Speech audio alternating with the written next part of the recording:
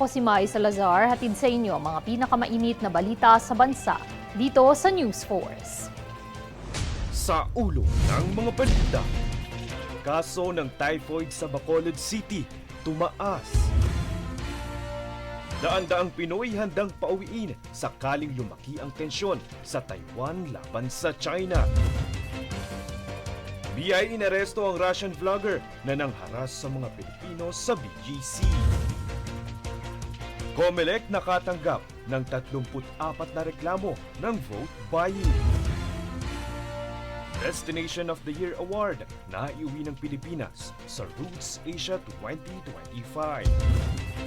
At GNN Vice President Lorline Velarde pinarangalan ng IBP Marinduque. Patas at pantay na balita, komprehensibong ulat para sa pulso ng masa. Ito ang News Force. Para sa unang balita ngayong linggo, nag-abiso ang Bacolod City Health Office ukol sa pagtaas ng kaso ng typhoid na naitala ng Epidemiology and Surveillance Unit ng lungsod. Naiulat ang 27 kaso ng nakakahawang sakit na tinatawag ding enteric fever mula unang araw ng taon hanggang ika-22 ng Marso, kung saan tumaas ito ng 145.5% kumpara sa nakaraang taon. Ilan sa sintomas nito ay ang mataas na lagnat, pananakit ng ulo, panghihina, kawalan ng gana sa pagkain, diarrhea o constipation at pananakit ng tiyan. Karaniwang nakukuha ang typhoid sa kontaminadong pagkain at tubig o close contact na maaaring makahawa sa iba.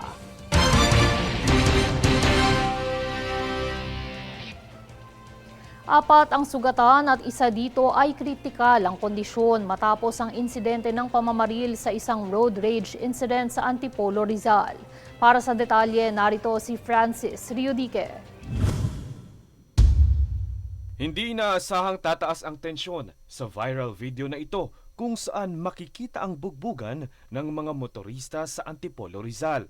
Ang road rage incident na ito sa Barangay San Jose sa Marcos Highway biglang humantong sa pamamaril matapos maglabas ng baril ang lalaking nakaputing t-shirt.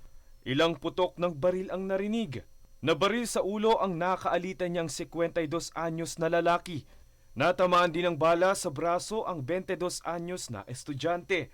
Nadamay rin sa barilan ang 29 anyos na umawat sa gulo. Sa dami ng ipinutok na baril ng sospek, natamaan din ang kanyang misis.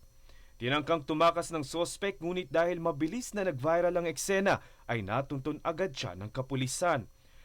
Kaya naman arestado ang 28 anyos na negosyante na kinilala bilang alias Kenneth. Na-recover sa sospek ang ginamit na 9mm na baril.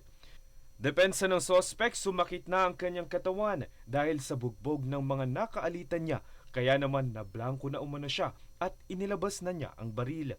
Ayon sa pulisya, hindi otorisado ang pagdadala ng baril ng sospek. Naharap siya sa mga kasong 4 na counts ng frustrated homicide, paglabag sa COMELEC gun ban at paglabag sa Comprehensive Firearms and Ammunition Regulation Act. Francis Riodique, nag-uula para sa Golden Nation Network.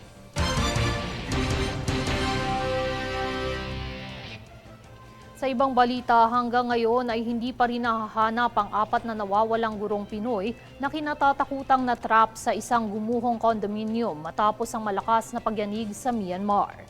Isa sa may pinakamalalang disaster sites ang Sky Villa, kung saan sinisikap na ring hanapin at kumpirmahin kahit sa ospital ang pagkakakilanlan ng mga na-rescue o na-recover na mga dayuhan. Ayon sa Embahada ng Pilipinas sa Yangon, Myanmar, nakaligtas sa gumuhong 12-story Sky Villa condominium ang 11 Pinoy na kinukuhanan rin ng panayam na maaaring makapagturo sa lokasyon ng mga nawawalang Pilipino.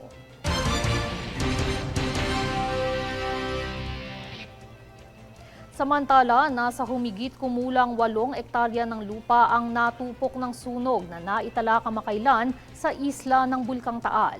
At ang sanhi ng sunog ay mula sa naiwang pinaglutuan. Ayon sa PCG Southern Tagalog, mabilis kumalat ang apoy sa bahagi ng Barangay Pulang Bato sa Nicolas, Batangas dahil sa mga natuyong damo sa paligid ng bulkan.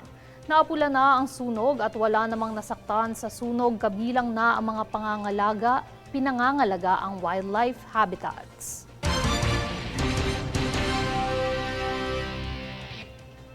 Sa kabilang banda, sinabi ng Malacanang na nakahanda ang gobyerno na pauwiin ang humigit kumulang 250,000 na Pinoy sa Taiwan sakaling lumala ang ginagawang military exercises ng China sa palibot ng Taiwan. Sama-samang nilahukan ng mga Army, Navy, Air at Rocket personnel ng China ang paglibot sa Taiwan na ipinaglalabang teritoryo pa rin ng China at handa ring gumamit ng puwersa upang makontrol ang Taiwan. Buwelta naman ng Taiwan na ninindigan silang hindi sila pagmamay-ari at sakop ng China. Ayon sa Malacanang, hindi dapat mabahala ang mga Pinoy sa Taiwan dahil nakahanda umano sila sa anumang contingency sa kabila ng lumalaking tensyon ng dalawang bansa.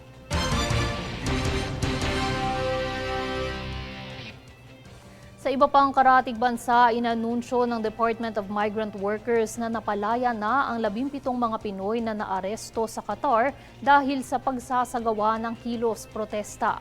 Ayon kay DMW Secretary Hans Leo Kakdak, alas 2 ng madaling araw, oras sa Qatar, nang palayain ang mga naaresto. Lumipas ang 2 oras, ang mga babaeng naaresto naman ang pinalaya.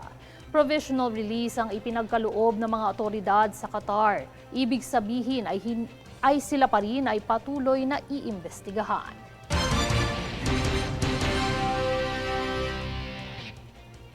Samantala, isang banyagang vlogger ang inaresto matapos mag-viral ang kanyang mga video ng pangharas sa mga Pilipino sa BGC. Yan ang balitang hatid ni Jade Buhoy. Inaresto ng Bureau of Immigration o BI ang Russian vlogger na si Vitaly Dorovetsky sa Bonifacio Global City o BGC matapos siyang ideklarang undesirable alien. Ito'y bunsod ng viral video ni Vitaly kung saan nagpakita ng kanyang pangaharas sa mga Pilipino habang nagvi-video sa lansangan ng BGC. Ayon naman kay BI Intelligence Division Chief Fortunato Manahan Jr., ang hakbang ay bahagi ng pagpapanatili ng kaayusan at kaligtasan ng publiko. Dito ay diniin ni Immigration Commissioner Joel Anthony Viado na inaasahan ang mga dayuhang bisita na igalang ang kultura at batas ng Pilipinas. Samantala, isang security guard ang naghain ng blotter laban sa dayuhan sa PNP Southern Police District dahil sa insidente ng harassment. Matapos nito, agad namang nakipag-ugnayan ng Criminal Investigation and Detection Group o CIDG sa BI upang isagawa ang pag-aresto. Kasunod naman na dinala ang dayuhan sa BI Detention Facility sa Camp Bagong Diwa sa Taguig habang hinihintay ang kanyang deportation proceedings. Matapos ito, nagpahayag naman si Viado na ang batas sa bansa ay umiiral upang protektahan ang kapakanan ng mga Pilipino laban sa mapang-abusong dayuhan. Jade Buhoy, nag-uulat para sa Golden Nation Network. Susunod sa News Force. OPM artist dismayado sa mga kandidatong gumagamit ng kanilang kanta ng walang pahintulot.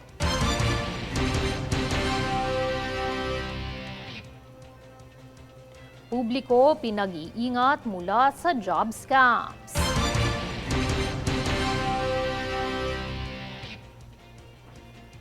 EJ Obiena naiuwi ang gintong medalya sa Taiwan meet sa kabila ng maulap na panahon.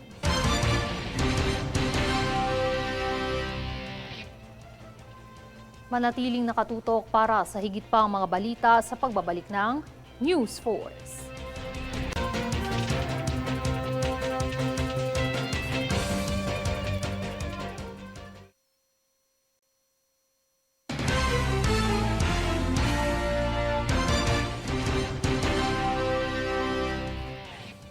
Sa kasalukuyan, 34 na reklamo na ng vote buying at ibang iligal na aktibidad sa eleksyon ang natanggap ng COMELEC. Kabilang dito ang 23 ulat ng kaso ng vote buying at vote selling. Gayun din ang 11 ulat na paggamit ng state resources para mangampanya. Paalala ng COMELEC agad na i-report sa ahensya ang mga masasaksihang ipinagbabawal na gawain sa panahon ng eleksyon.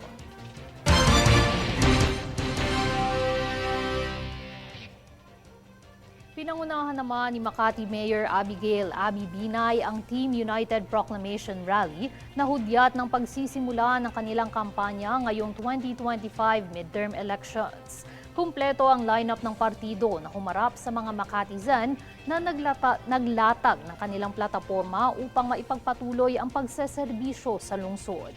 Kabilang sa mga dumalo ay ang kumakandidatong alkalde na si Luis Campos, Vice-Alkalde Romulo Peña, 1st District Representative Monique Lagdameo, 2nd District Representative Dennis Almario at ang buong Team United Slate. Ayon kay Mayor Binay, ngayong kumakandidato siya bilang senador, nais niya na maipagpatuloy ang mga magagandang proyekto na naumpisahan niya sa Makati. Samantala, hindi naman napigilang maging emosyonal ni Mayor Binay sa kanyang naging talumpati sa kaganapan. Ang sabi nila, ang totoong Binay, nice. Sinira ko daw ang brand ng Binay. Hindi na daw ako Binay dahil Campos na ako. Tinatakwil na ako ng sarili kong pamilya. Pero ang tinatayuan nila ngayon ay ang pangalan ko. Tinatayuan nila ang nagawa ko.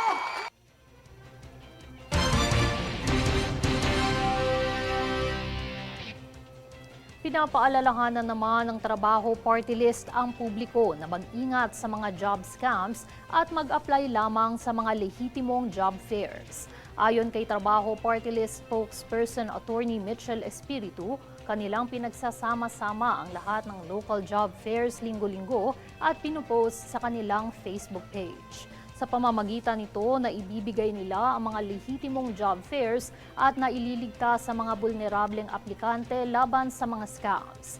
Isa umano itong pangmatagalang solusyon na gagawin ng grupo para sa kanilang layuning mapabuti ang employment rate at mapadali ang proseso sa paghahanap ng trabaho sa bansa.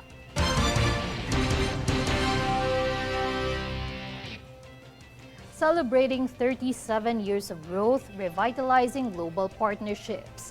Ito ang sentro ng pagdiriwang na pinamunuan ng Taiwan Chamber of Commerce and Industry in the Philippines Incorporated kasama ang mga miyembro nito sa ika-37 taong pagkakatatag ng TCCI. Tunghaya na kaganapan sa ulat ni Faith Villanueva. Taiwan Chamber of Commerce and Industry in the Philippines nagdiwang ng 37th founding anniversary. Ginanap ang pagtitipon sa Dusitani Hotel Manila nitong linggo ng umaga na dinaluhan ng mga miyembro ng TCCI.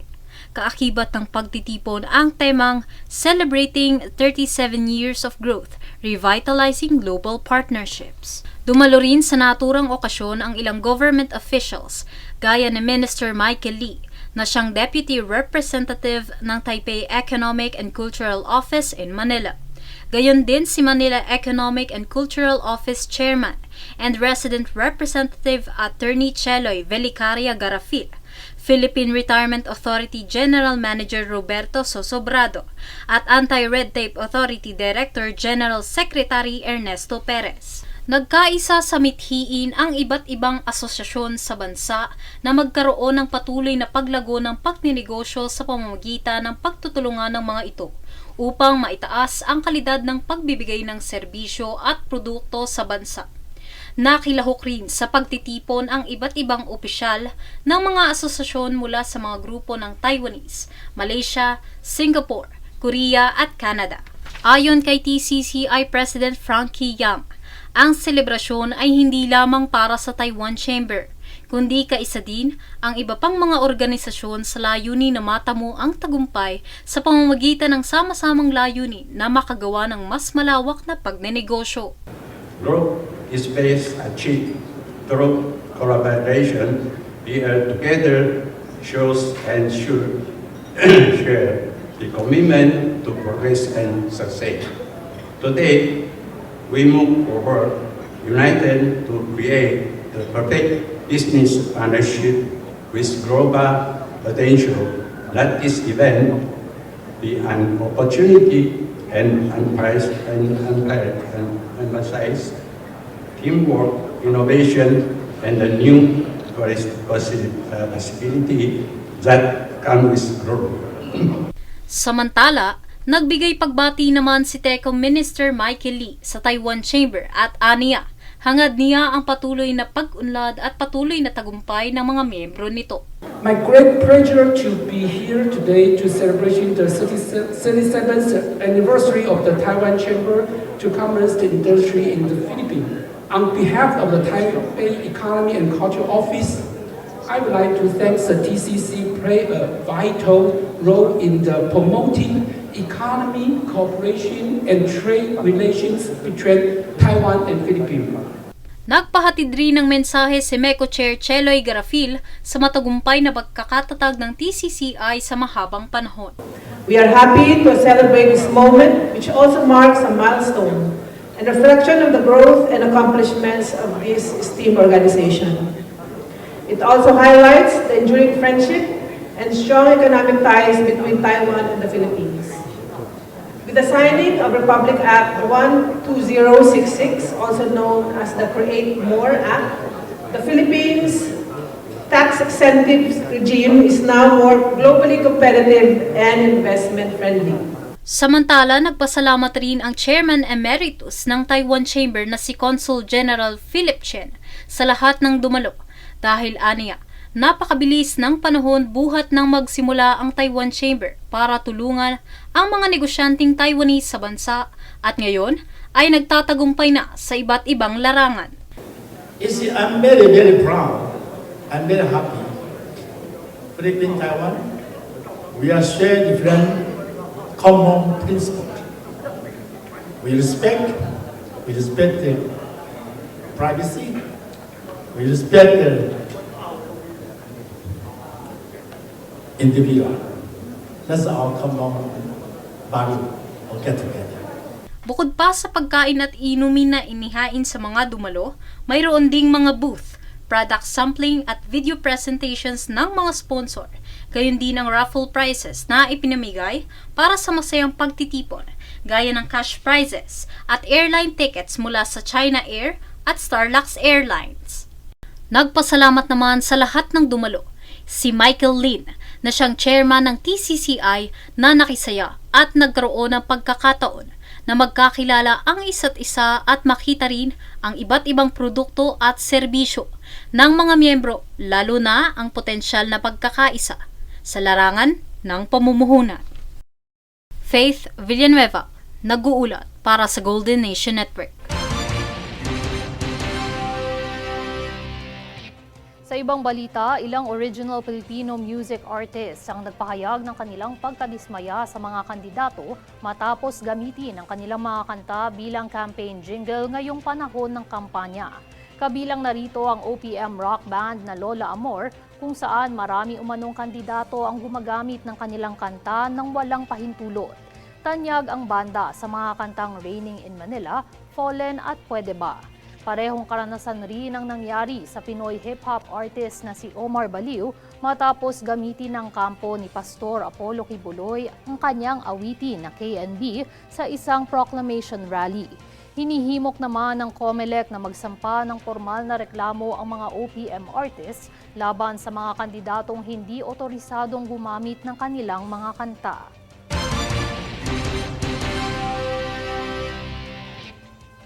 Magandang balita, wagi ang Pilipinas matapos maiuwi ang Destination of the Year Award sa naganap na Roots Asia 2025 na ginanap sa Perth, Australia. Ipinagdiriwang ng Roots Asia Awards ang kahusayan sa pagpapaunlad ng air service at marketing sa buong rehiyon ng Asia Pacific. Itinatampok din ito ang ugnayan ng airline, paliparan at mga otoridad sa turismo.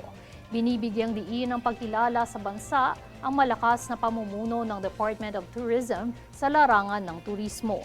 Ayon naman kay Tourism Secretary Cristina Garcia Frasco, ang parangal ay nagpapatibay sa adhikain nitong pagpoposisyon sa Pilipinas bilang premier global destination.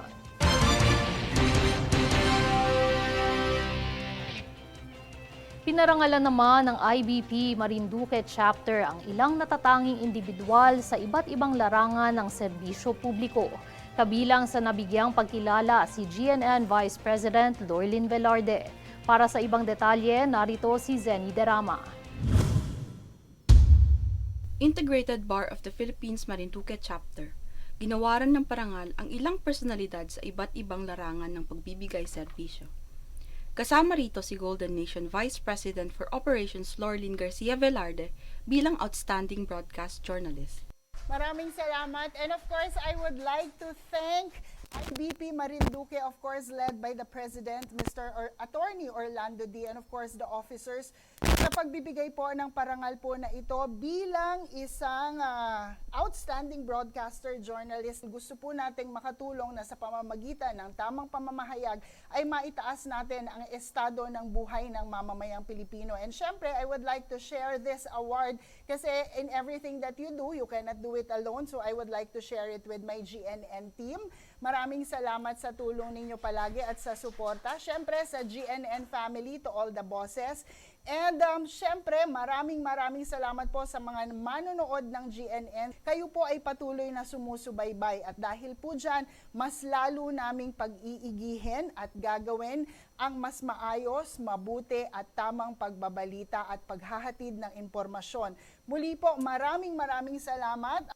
Sa isang pagtitipon na ginanap kamakailan, binigyan ng IBP Marinduque ng pagkilala ang ilang natatanging individual sa iba't ibang larangan na nakapagbigay ng kontribusyon na maiangat ang antas ng buhay ng bawat mamamayang Pilipino sa pamamagitan ng kanilang serbisyo publiko at gayon din sa kanilang naging pagsuporta sa mga adhikain ng IBP Marinduque Chapter. Kaugnay nito, personal na ibinigay ni IBP Marinduque Chapter President for 2023 to 2025 Attorney Orlando D.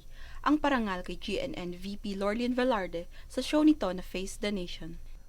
On behalf of Integrated Bar of the Philippines, Marinduque Chapter, I, Attorney Orlando CD, as President of the Marinduque Chapter for the year 2023-2025, hereby bestow this Most Outstanding Journalist Award to Ms. Lorlyn Velarde. We are now personally handing this to our recipient. Zenny Derama, nag-uulat para sa Golden Nation Network.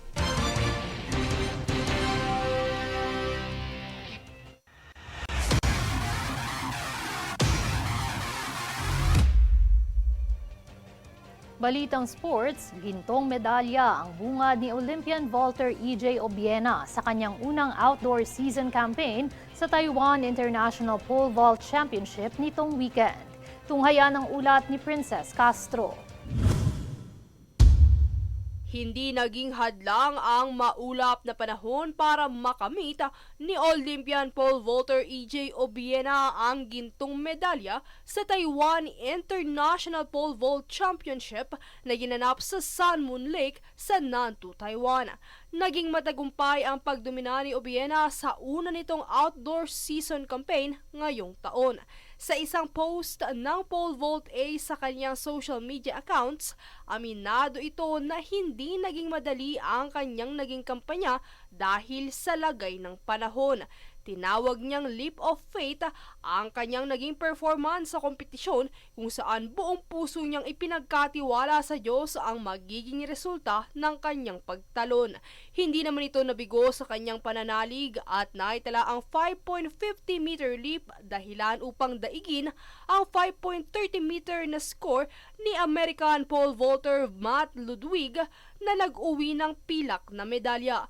Bukod kay Obiena ay ilan pa sa mga kapwa Pilipino ng vaulter ang lumahok ay sina Joquet de los Santos at Francis Allen Silar na nakaklear ng 5.15 meters at 3.91 meters. Matatandaang maagang natapos ang kampanya ng Asia's Best Pole Vaulter sa World Athletics Indoor Championship nitong nakaraang buwan. Sa kabila nito, kanyang tiniyak sa kanyang mga tagahanga at tagasuporta na pagtutuunan ng pansin at babawi ito sa outdoor season.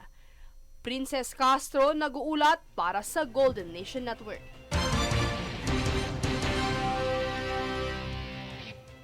At narito ang recap ng mga nagbabagang balita ngayon.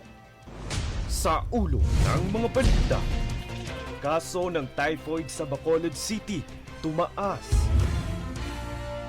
Daan-daang Pinoy handang pauwiin sakaling lumaki ang tensyon sa Taiwan laban sa China. BI inaresto ang Russian vlogger na nangharas sa mga Pilipino sa BGC. COMELEC nakatanggap ng 34 na reklamo ng vote buying. Destination of the Year Award na iuwi ng Pilipinas sa Roots Asia 2025. At GNN Vice President Lorleen Velarde pinarangalan ng IBP Marinduque.